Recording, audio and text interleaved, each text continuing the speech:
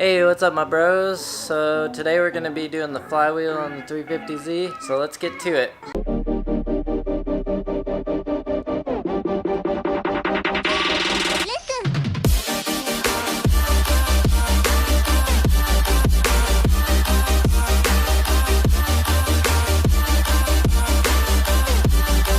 Alright guys, so if you watched my last video, you'll have seen that the flywheel got dented a little bit when I removed it from the other engine and the crank position sensor wasn't reading right. So we're going to get this car jacked up and start taking the transmission off, but first we got to move the other cars, so let's get to doing that and we'll get rolling.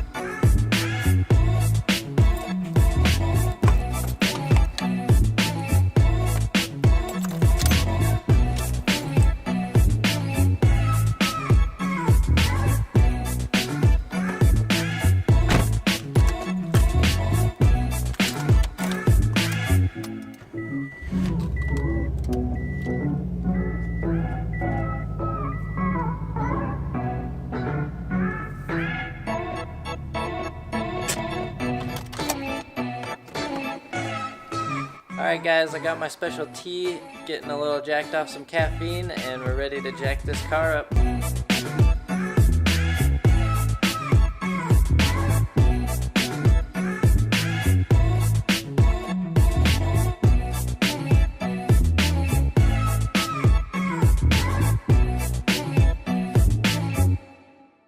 Alright, so now that the car's all jacked up, I'm going to go ahead and take the hood off just to give myself some more room to work with, getting the bolts off up here. So it's just two, I think 12mm bolts on this side and two on that side, and then you could pick it up off by yourself, it's pretty light. And then I'm going to take off this bash bar again because I painted it and I don't really want to scratch it climbing on it and stuff. So that one's 4 12mm, I think, 10 or 12mm, and 4 on that side. So we're going to get those two things off and then we'll get to going to unbolting the transmission.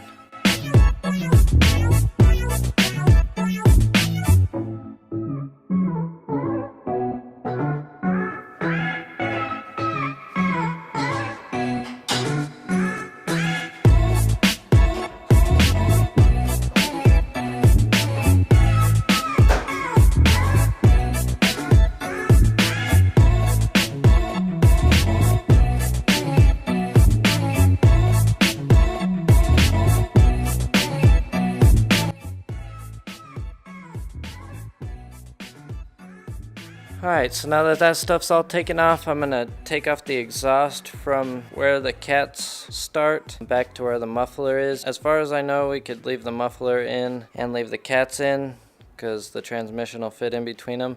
There's just one bracket that we have to take off that connect both the cats together. I'm going to try to get some video for you on my phone. We'll see how that goes. But we'll get to taking out the exhaust, and then next we could take out the drive shaft. Alright, so we just took these two bolts off that connect to the cat here,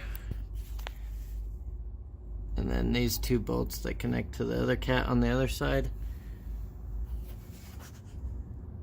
Next we're going to take off those two bolts that connect the Y pipe to the cats, and then we're going to take off the muffler section right there.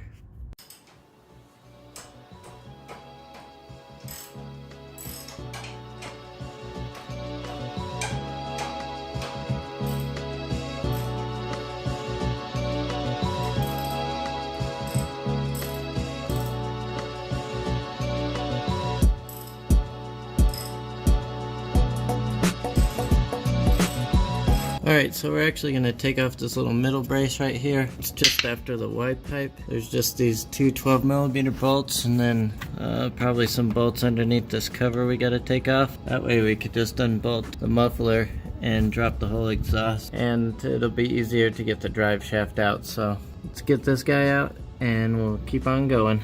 Alright guys, took me about like 30-45 minutes to get this thing off. If yours isn't bent, it probably will only take like 10 minutes, but as you can see, it looks like the car had bottomed out or something at some point and really smashed this up, so I had to do a lot of bending and prying and cutting to get this bolt out and get this off. I'm going to try to bend it back for now, but there's definitely a replacement. They call it a W or an M brace. It's about 170 bucks, but I'm not going to worry too much about it for right now. Most of it's in pretty decent shape, so I might just hammer out this portion of it and then try to put it back in. But the next thing we're going to do is finish taking out the exhaust now that we have that piece out.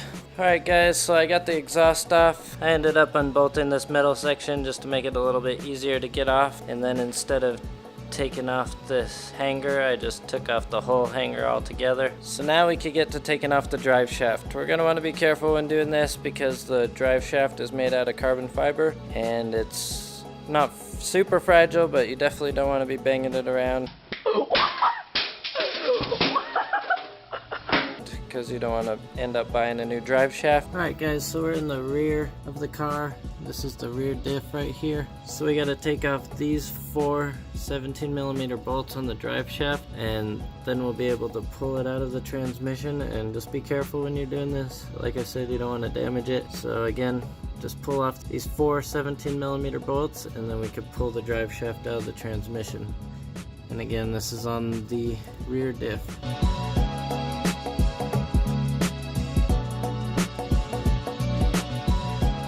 Alright guys, drive shaft's out. That was pretty easy. Again, just the 4 bolts on the end here. Then this part just slides out of the transmission. You want to get probably pretty close to the middle underneath it. That way it doesn't drop or hit anything. Can't stress that enough. You don't want to be paying for a new one. Alright, the next thing we're going to do is take off the shifter and all this. This part's already off for mine, but you should just be able to pull it up and pop it off. It will be connected to the boot, so you'll have to take this shifter off first. If yours is like mine, it's a little tough, but I just used some giant pliers and I pulled the old one off, which was pretty nasty. So I bought this cheap little shifter off Amazon. It's made out of plastic, but it's pretty durable. This is just temporary for now, but I might do a little review on this guy at some point. But once you have the knob off, then you should be able to pull this plastic panel out, and then you got to do these 4 10mm bolts.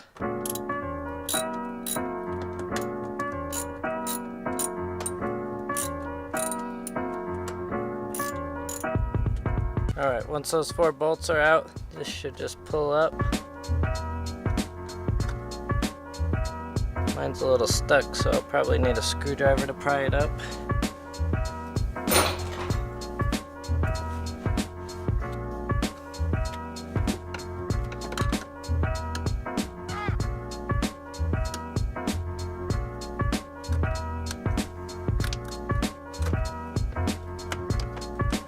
Then you'll just pull this rubber boot up. Then you got the shifter exposed here. Now that we got the shifter unbolted from the inside, we're going to start unbolting the transmission from the engine, and then we'll work our way to the 2 brackets that are attached, the engine mount and the engine bracket that are attached to the bottom. But if you need to see how to remove the bolts from the engine from the transmission, watch my video on removing the engine, but I'll go over a quick recap with you guys. Alright, so whenever you're removing the bolts from the engine to the transmission, there's 4 bolts up top here. I think they're all 18mm bolts. There's 2 bolts for the starter here, a bolt right here, and then another bolt for this cover panel, and another bolt right here, and then one more right here. So there's 6 bolts on top and then another 6 bolts on the bottom. And don't forget to remove the crank position sensor also. And then there's a couple wires connected to the top of the transmission that we need to remove as well. So I'm going to get to removing the bolts on this top part right here, and then we'll get back underneath the car.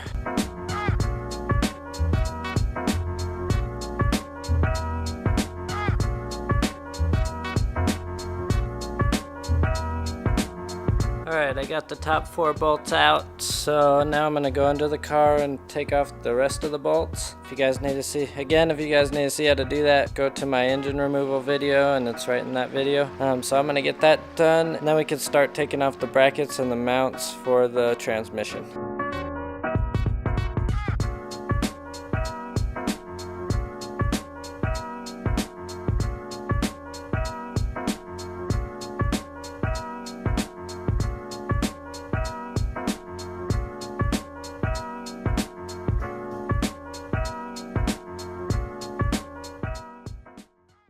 Alright guys, so I got the clutch out, got the flywheel off. If you need to see how to take either one of those off, check out my video on clutch removal and installation. It'll be all covered there. So I'm going to show you guys the eBay flywheel that I got. I know you guys are going to kind of hate on that one, but it's only temporary. I have something bigger and didn't want to spend a lot of money on a flywheel. I got a whole different setup that I'm going to do, so this is just a temporary fix, and I didn't want to spend a ton of money since it wasn't going to be there forever. So I guess it'll kind of be a eBay flywheel review.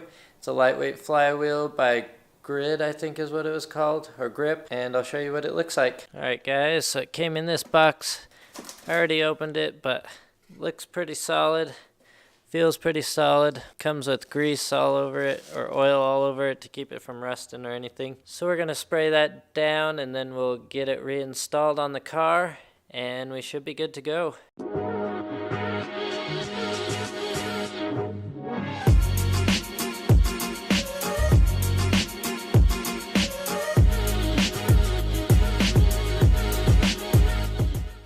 Alright guys, so it's a couple of days later. I had a really hard time getting the transmission in. Still not in all the way, so I might have to drop it again just to make sure everything's in line and all that. It's a little difficult when you're working with this small of a space, so I'm going to get to messing around, see if I could get the transmission all the way back in.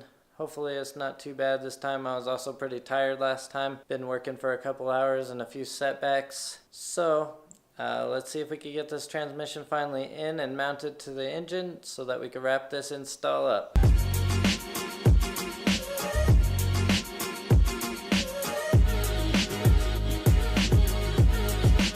Alright guys, so the transmission's back in. It was literally pretty much in when I gave up the other night. I was just way too tired to finish it, I guess. So I'm just gonna go ahead and do a quick time lapse of me buttoning the rest of this up because I've already done a video on most of it, and some of it I'll do a video later on. So let's get to it.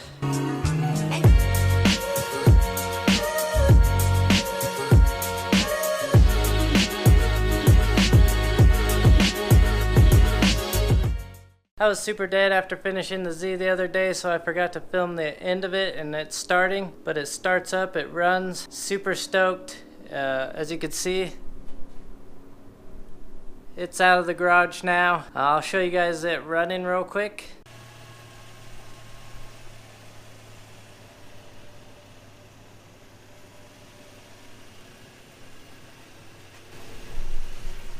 So as you can see, she starts up, she runs. No funny noises at all. So excited. Glad to have that done with. That was a pain in the butt. I never want to do that on the floor again. I might pay somebody to do it next time, but probably not. I hate spending money on mechanics, especially when I could do it myself. I also really wanted to say thank you. Finally got over 400 subscribers, so I'd like to thank all you guys that are subscribed to the channel right now. I look forward to more growth here in the future. I got some more camera equipment, so I'm hoping to make better quality content for you guys. Going to be working on my camera presence a little bit. That's probably the hardest part of this whole thing, honestly. But I feel like I've made good progress so far and want to continue making good stuff for you guys. Building up the WRX. Hopefully we'll get something going on that. I've been too focused on the 350 lately, but we got a lot more stuff going on for the 350. So if you guys like this video, like and subscribe, and we'll catch you guys on the next one. Have a good one.